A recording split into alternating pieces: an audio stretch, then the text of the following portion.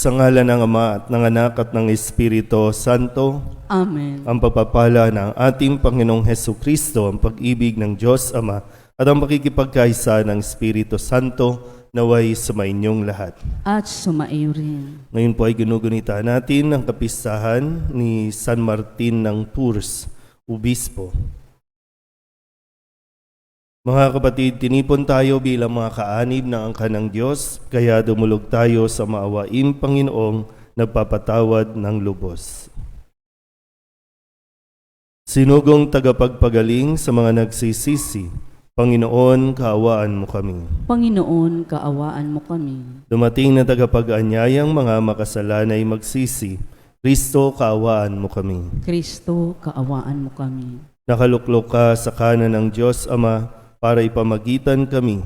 Panginoon, kaawaan mo kami. Panginoon, kaawaan mo kami. Kaawaan tayo ng makapangyarihang Diyos, patawarin tayo sa ating mga kasalanan at patnubayan tayo sa buhay na walang hanggan. Amen. Manalangin tayo. Ama naming makapangyarihan, sa pamumuhay at pagpanaw ng obispong si San Martin, ang iyong kadakilaan ay nagniningning. Ganapin mong panibago ang mga dakilang gawa ng iyong paglingap sa aming loobin upang ang paglingap, ang kamatayan man o ang buhay ay huwag makapaghiwalay sa amin sa pag-ibig mo sa pamamagitan ni Jesucristo kasama ng Espiritu Santo magpasawalang hanggan. Amen. Magsiupo ang lahat.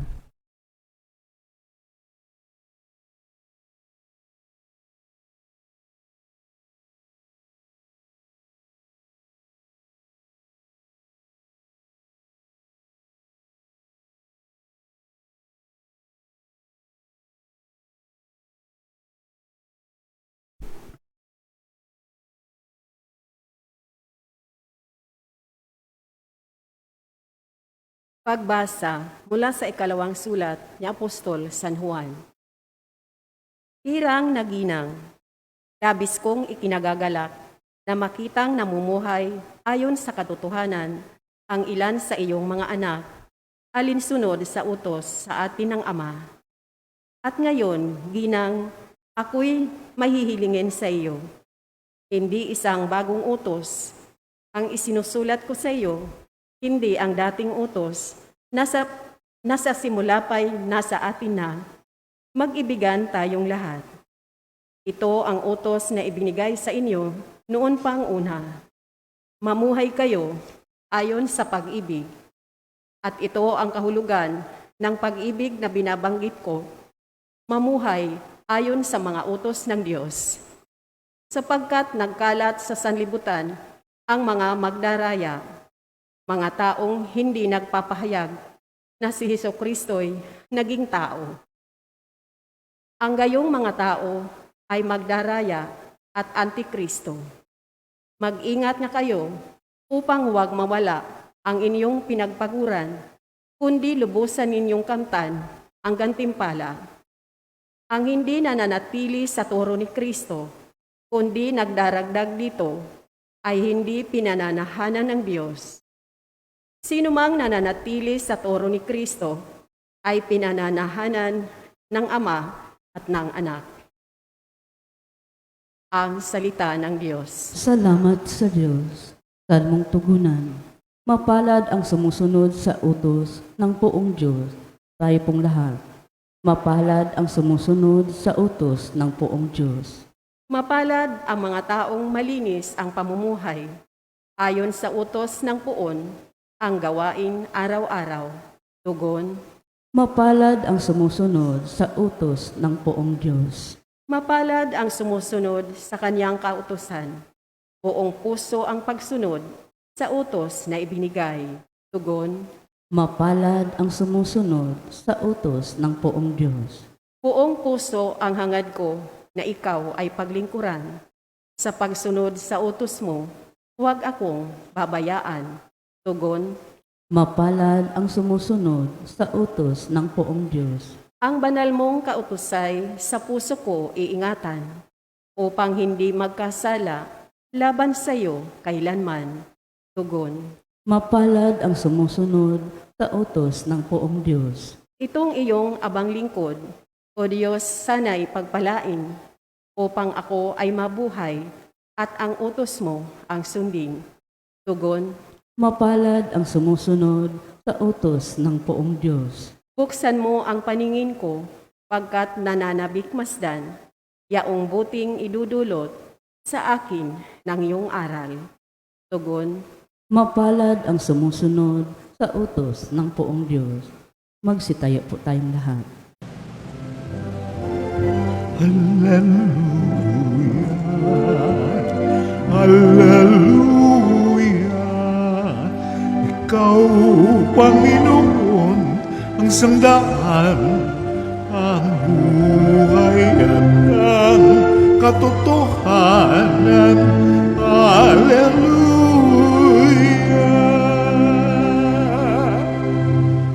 Sumainyo ang Panginoon. At sumairin. Ang mabuting balita ng Panginoon ayon kay San Lucas. Papuri sa iyo, Panginoon. Noong panahong iyon, sinabi ni Jesus sa kanyang mga alagad, ang pagparito ng anak ng tao ay matutulad sa kapanahunan ni Noe.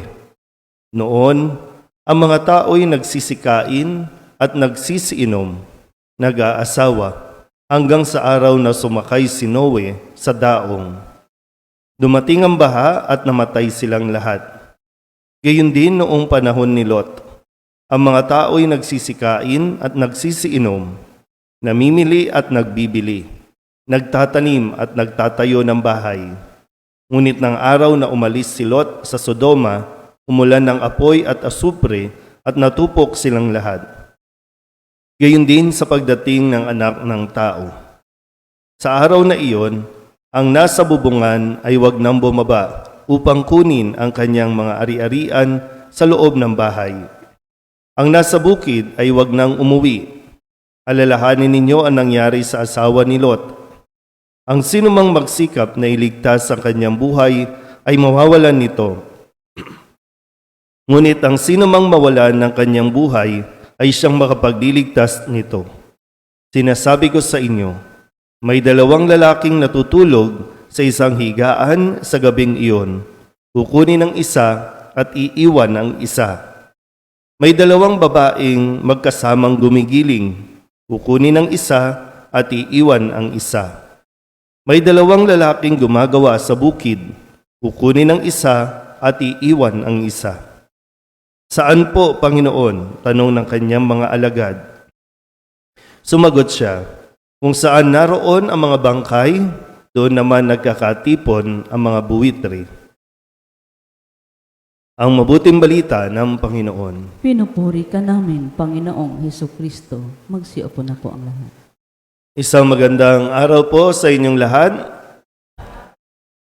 Nalalapit na po ang pagtatapos ng kalendaryo natin sa liturhiya ng simbahan, kung kaya muli tayo ay nakakarinig ng mga ebanghelyo tungkol sa wakas ng panahon o muling pagparito ng anak ng tao.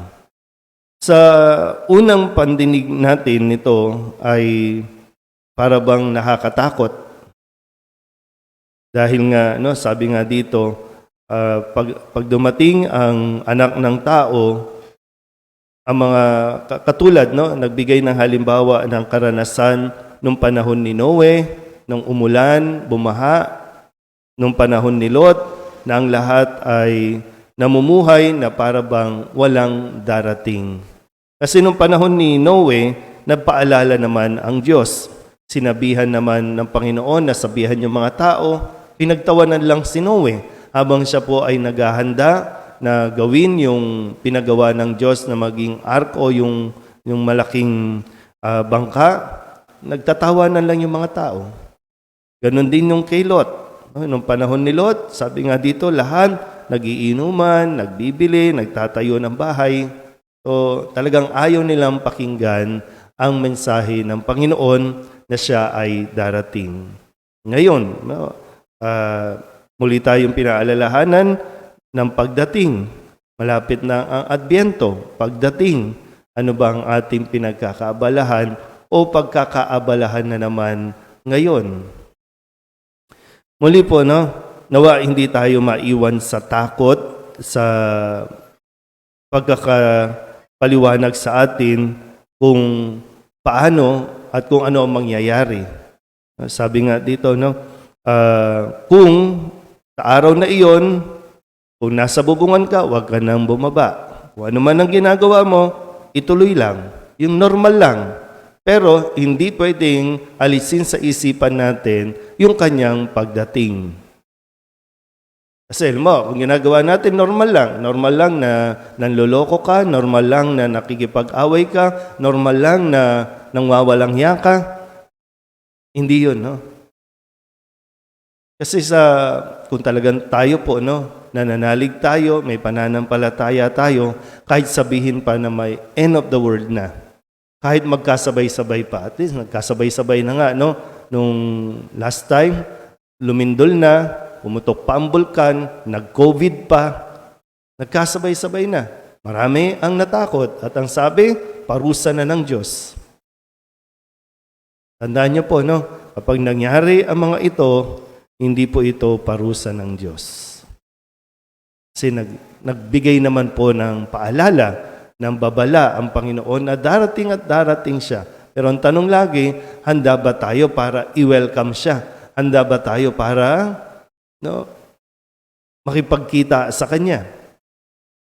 Ang maganda po din na mas maintindihan natin, ito yung sa pamamagitan ng sulat sa ikalawang sulat ni Apostol San Juan sa ating unang pagbasa nang sinasabi nga dito, nagagalak si San Juan doon sa mga sinulatan niya, doon sa mga ginang dahil ang mga anak nila ay namumuhay sa katotohanan. At lalo tigit yung paalala na mag-ibigan kayo. Yung pag-ibig. Kaya kung namumuhay tayo sa pag-ibig, namumuhay tayo sa katotohanan, namumuhay tayo sa aral ng Diyos, hindi tayo matatakot. Dumating man ang Diyos ngayon, kampante tayo. So, hindi dapat matakot o katakutan ang pagdating ng Diyos. Dahil ito ang magbabago sa ating lahat. Alam niyo kung tutuusin, no? Kapag nagkakaroon ng malaking pagbaha, nagkakaroon ng mga paglindol, no? So, pag tinignan mo, siyempre, pangit, no? Mayroong mga namamatay, mayroong mga nasisira. Pero kung titingnan mo, nagkakaroon lang ng pagbabago. Binabago. Isipin nyo nga po, no? Nagkakaroon ng pagbabago. Pero siyempre, yung pagbabago na hinihiling sa atin ay tungo sa kabutihan, tungo sa mas magandang. Kaya pala kung tutuusin, no, kapag nagkakaroon tayo ng problema, nagkakaroon tayo ng sakit, nagkakaroon tayo ng kalamidad, parang gumuguho ang mundo, kasi nasasabi natin, gumuho ang mundo ko, no? Pero dahil nga sa Diyos, kahit sa kabila ng mga nangyaring ito, kapag tinanggap natin, no, ang Diyos, nagkakaroon tayo ng pagbabago. So binabago tayo ng mga pangit o mga trahedya na sa tingin natin ay dulot ng Diyos. Pero kung tutusin, gawa naman natin lahat ito eh. Tinutulungan lang tayo ng Diyos na magkaroon ng panibagong pananaw, panibagong pag-iisip, o panibagong pamumuhay. Kaya, no, gaya ng sinabi, ano man ang ginagawa natin, kung nagsisimba man tayo, kung lumindol man ngayon, okay lang yan. Wala nang matataranta, huwag ka nang lalayo, kasi wala naman talaga makakaligtas kung sinabing babagsak na ang buwan sa mundo natin. Saan ka pa magtatago? Wala ka nang tataguan. O, bakit? Hindi ka na lang manatili, natahimik, nagdarasal, at inihintay ang Diyos sa kanyang pagbabalik. Amen?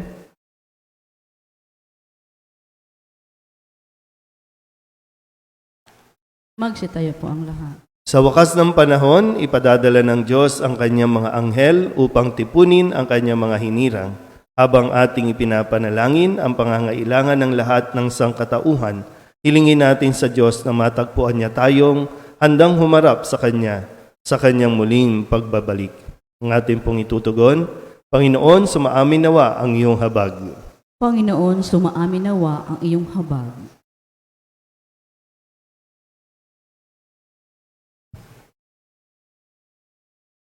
Ang simbahan, sa pamamagitan ng kanilang pagsaksi sa kanilang buhay, naway higit na mahikayat ng mga tao at mga bansa sa daan ng kaligtasan. Manalangin tayo sa Panginoon. Panginoon, sumaamin nawa ang iyong habag. Ang mga Kristiyanong sumasampalataya, naway magpahayag ng kanilang pananampalataya sa buhay na walang hanggan at maunawaan ang walang hanggang bunga ng bawat kilos natin. Manalangin tayo sa Panginoon. Panginoon, sumaamin nawa ang iyong habag. Ang ating sarili, naway maihanda natin sa pagdating ng paghahari ng Diyos sa pamamagitan ng tuwinang pamumuhay sa katotohanan, katapatan at pagmamahal.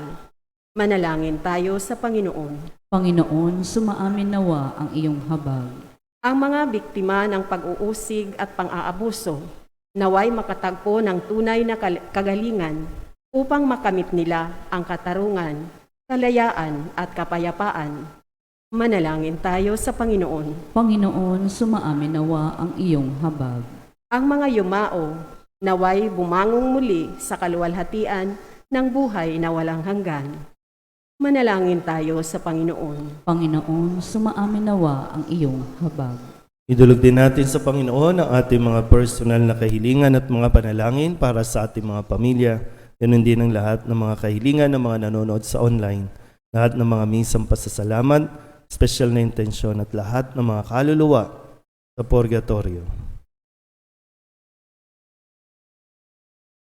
Ang lahat ng ito inihiling namin sa ngalan ni Kristo, ang aming Panginoon. Amen.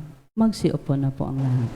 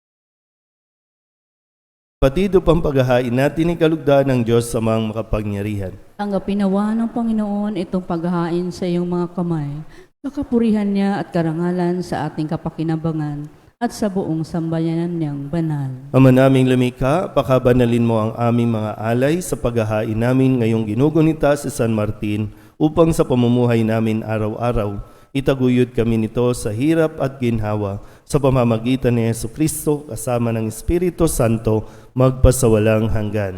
Amen. Sumainyo ang Panginoon. At sumaiyo rin. Itaas sa Diyos ang inyong puso at diwa. Itinaas na namin sa Panginoon. Pasalamatan natin ang Panginoong ating Diyos. Marapat na siya ay pasalamatan. Ama naming makapangyarihan, tunay nga marapat na ikaw ay aming pasalamatan sa pamamagitan ni Jesucristo na aming Panginoon. Ngayong si San Martin ay pinararangalan sa pamumuhay niyang totoong uliran at pagiging maaasahan sa panunungkulan, kaya't si Jesucristo na maaasahan sa katapatan ay inihahayag sa pangangasiwa sa sambayanan. Ang malasakit ng mga ulirang tagapangasiwa noon ay nagpapatuloy magpahanggang ngayon sa mga panalangin kanilang iniuukol, kaysa ng sambayanan mong dito'y nagtitipon. Kaya kaysa ng mga anghel nagsisiawit ng papuri sa iyo, nang walang humpay sa kalangitan, kami nagbubunyi sa iyong kadakilaan. Santo, Santo, Santo, Panginoong Diyos na makapangyarihan, napupuno ang langit at lupa ng kaluwalhatian mo. Hosana sa kaitaasan, pinagpala ang naparirito sa ngalan ng Panginoon. Hosana sa kaitaasan. Ikaw ang bukal ng tanang kabanalan, kaya't sa pamamagitan ng iyong Espiritu, gawin mong banal ang kaloob na ito upang para sa aming maging katawan at dugo ng aming Panginoong Hesukristo. Bago niya pinagtiis ang kusang loob na maging handog, inawakan niya ang tinapay, pinasalamatan kaniya, inaghati-hati niya iyon, iniabot sa kanyang mga alagad at sinabi, "Tanggapin ninyong lahat ito at kanin, ito ang aking katawan na ihahandog para sa inyo."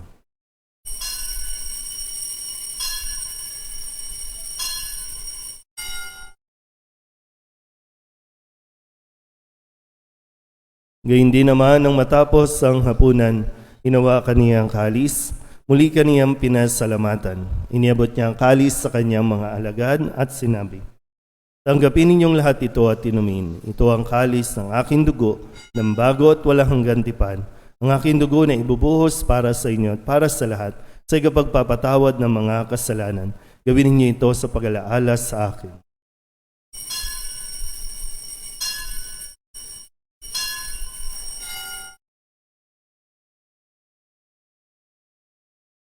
Ipagbunyi natin ang misteryo ng pananampalataya. Si Kristo'y namatay, si Kristo'y nabuhay, si Kristo'y babalik sa wakas ng panahon. Ama, ginagawa namin ngayon ang pag-alaala sa pagkamatay at muling pagkabuhay ng iyong anak. Kaya tiniaalay namin sa iyo ang tinapay na nagbibigay buhay at ang kalis na nagkakaloob ng kaligtasan. Kami napapasalamat dahil kami iyong minarapat na tumayo sa harap mo para maglingkod sa iyo. Isinasamo namin kaming magsasalo-salo sa katawan at dugo ni Kristo ay mabuklod sa pagkakaisa sa pamamagitan ng Espiritu Santo.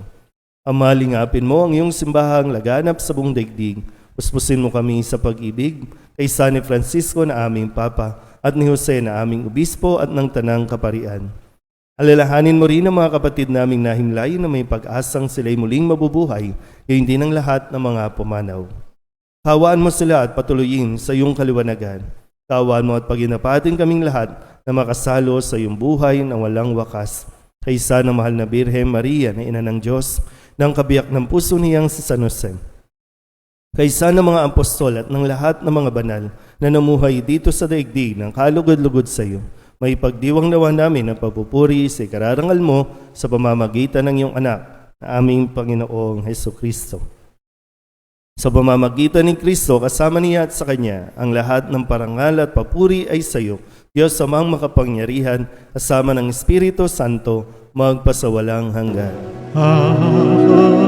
Amen. Amen. Amen.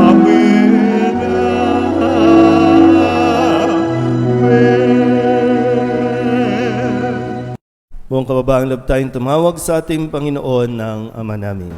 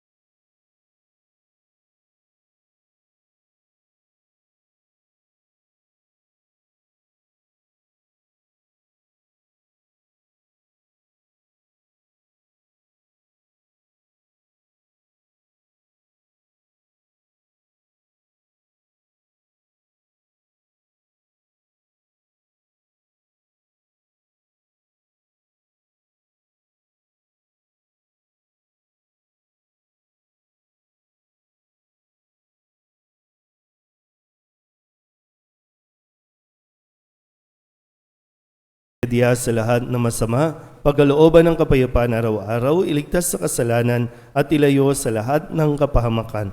Samantalang aming pinananabikan ang dakilang araw ng pagpapahayag ng tagapagligtas naming si Yesu Kristo.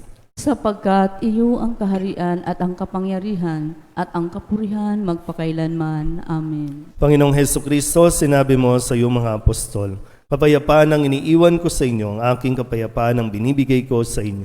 Tunghayan mo ang aming pananampalataya at huwag ang aming mga pagkakasala. Pagkalooban mo kami na kapayapaan at pagkakaisa ayon sa iyong kalooban, kasama ng Espiritu Santo, magpasawalang hanggan. Amen. Ang kapayapaan ng Panginoon ay laging sumainyo. At sumairin. Magbigayan po tayo ng kapayapaan sa isa't isa.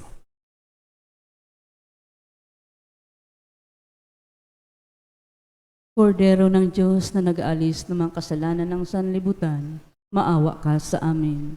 Kordero ng Diyos na nag-aalis ng mga kasalanan ng sanlibutan, maawa ka sa amin. Kordero ng Diyos na nag-aalis ng mga kasalanan ng sanlibutan, ipagkaloob mo sa amin ang kapayapaan. Magsiluhod na po ang lahat. Ito ang kordero ng Diyos. Ito ang nag-aalis ng kasalanan ng sanlibutan. Mapalad ang mga inaanyayahan sa kanyang piging. Panginoon, hindi ako karapat-dapat na magpatuloy sa iyo, ngunit sa isang salita mo lamang ay gagaling na ako. Katawan ni Kristo. Amen.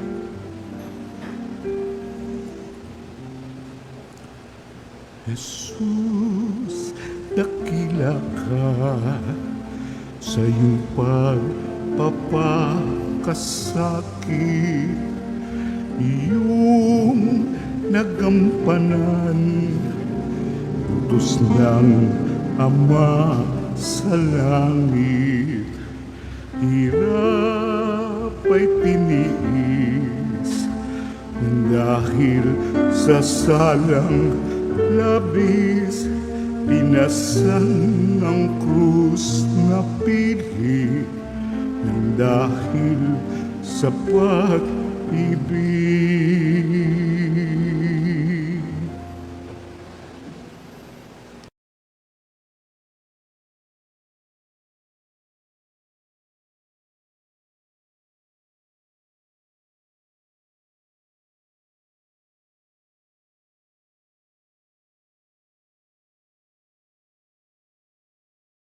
Magsitayo na po ang lahat. Manalangin tayo. Ama naming mapagmahal, ipagkaloob mo sa aming nagsalo-salo sa piging ng pagkakaisa ang ganap na pasyang sundin ng loob mo sa lahat ng bagay, upang katulad ng buong pagtatalaga ni San Martin sa iyo, kami ay maging marangal sa pagiging para sa iyong totoo. Sa pamamagitan ni Yesu Kristo, kasama ng Espiritu Santo, magpasawalang hanggan. Amen.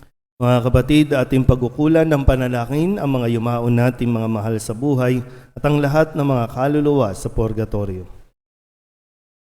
Mga anghel, mga banal, tanang nasa kalangitan, halikayo at samahan. Ang mga giliw naming pumanaw sa piling ng puong mahal. Si Kristo ang mag-aakay sa kandungan ni Abraham upang doon ay humimlay. Ang mga giliw naming pumanaw sa piling ng puong mahal. Sa ilaw na walang hanggan, kapayapaan naway pagkamitin ng may kapal. Ang mga giliw naming pumanaw sa piling ng puong mahal. Ama naming mapagmahal, inihahabili namin sa iyo ang aming mga kapatid na pumanaw sa buhay na ito. Huwag mo silang pabayaan at pamalagiin mo silang buhay sa iyong piling. Alang-alang sa iyong awa at pag-ibig, patawarin mo sana ang kanilang mga pagkukulang at nagawang pagkakasala, dala ng kanilang kahinaan. Manatili nawa silang maligaya sa iyong piling, kasama ng iyong anak at ng Espiritu Santo, magpasawalang hanggan. Amen.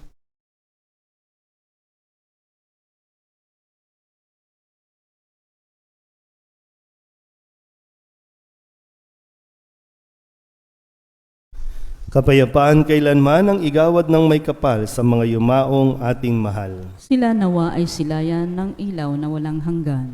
Sumainyo ang Panginoon at sumaiyo rin. at pagpalain kayo ng makapangyarihang Diyos, Ama at Anak at Espiritu Santo. Amen. Tapos ang banal na misa, humayo tayo sa kapayapaan ni Kristo. Salamat sa Diyos. Good morning, Father.